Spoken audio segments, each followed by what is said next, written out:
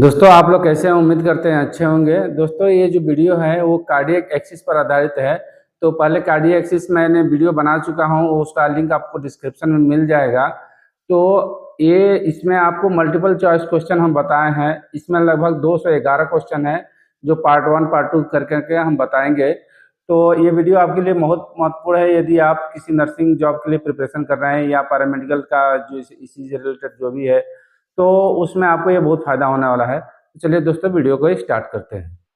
Question number 1. A 65-year-old patient with known coronary artery disease presents with chest pain. ECG show extreme right axis deviation -120 degree, and while QRS complexes, what is the most likely cause? Option A, pulmonary embolism. Option B, ventricular tachycardia. Option C, hyperkalemia. Option D, inferior myocardial infarction.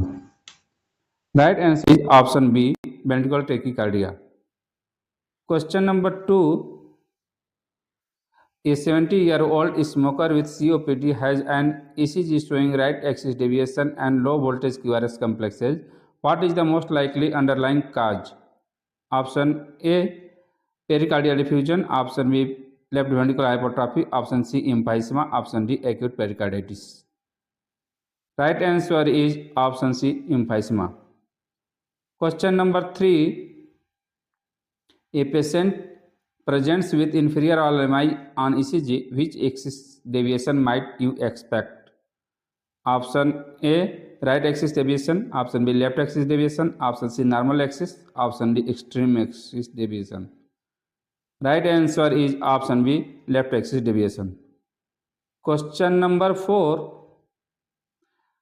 You are given an ECG with positive QRS in lead first and a negative QRS in AVF. What is the most likely axis? Option A, normal axis. Option B, left axis deviation. Option C, right axis deviation. Option D, intermediate axis. Right answer is option B, left axis deviation. Question number 5. In an ECG lead first is negative and AVF is positive, what does this indicate? Option A, left axis deviation. Option B, right axis deviation. Option C, normal axis. Option D, left bundle branch block. Right answer is option B, right axis deviation. Question number 6. A QRS axis of -45 degrees suggests.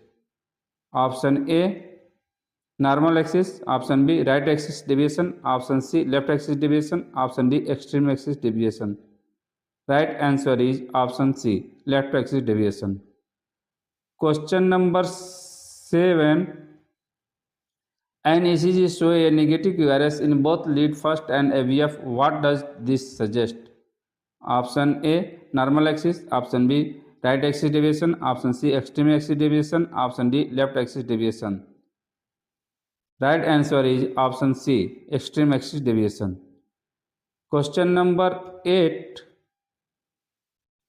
You receive an ECG with a QRS axis of +120 degree. Which condition is least likely to be responsible? Option A, left anterior fascicular block. Option B, right ventricular hypertrophy. Option C, pulmonary embolism.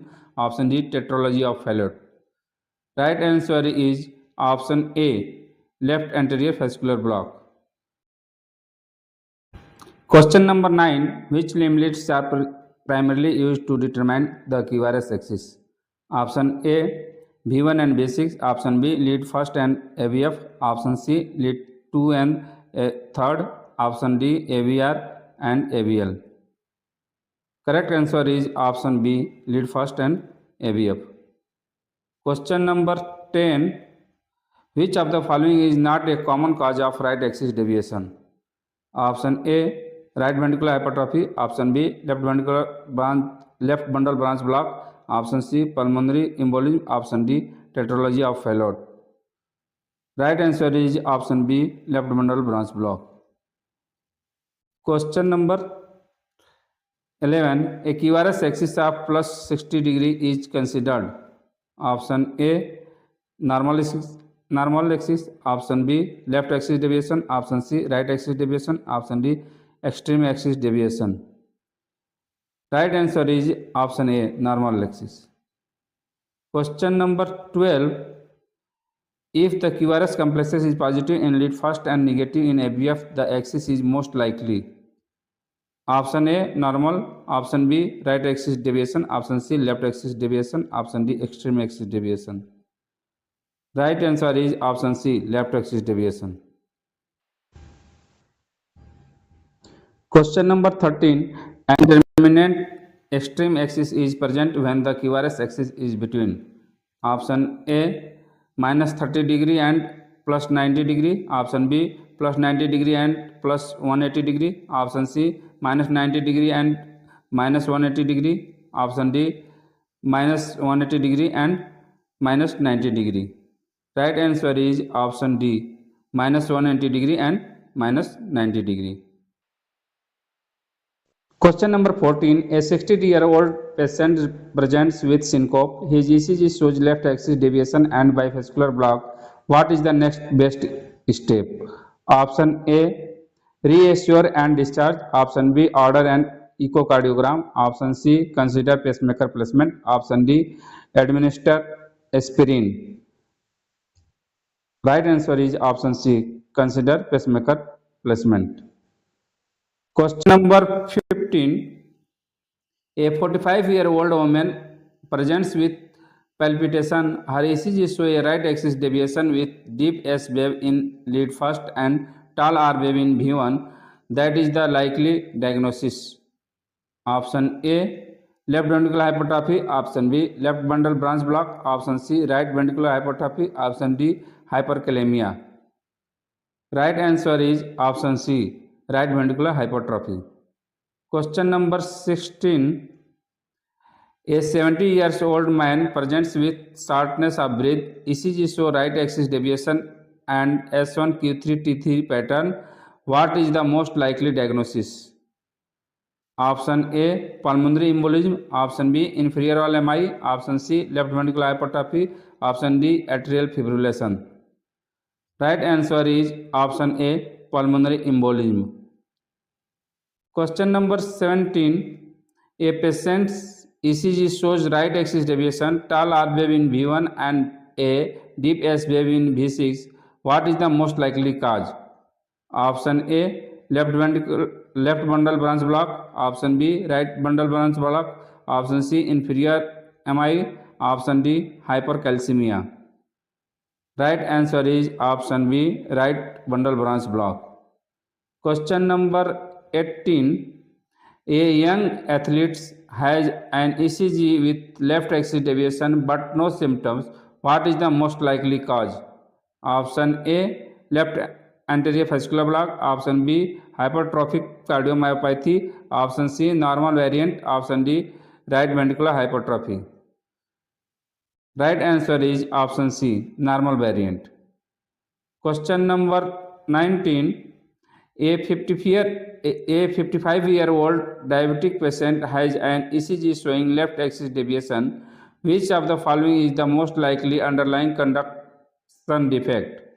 Option A, left posterior fascicular block. Option B, right bundle branch block. Option C, left anterior fascicular block. Option D, hyperkalemia. Right answer is option C, left anterior fascicular block. Question number 20. If the QRS is negative in lead first and positive in ABF, what is the most likely QRS axis? Option A, normal axis. Option B, right axis deviation. Option C, left axis deviation. Option D, extreme axis deviation. Right answer is option B, right axis deviation. Question number 21. Which condition is least likely to cause left axis deviation? Option A, inferior MI. Option B, left anterior fascicular block. Option C, right ventricular hypertrophy. Option D, left ventricular hypertrophy.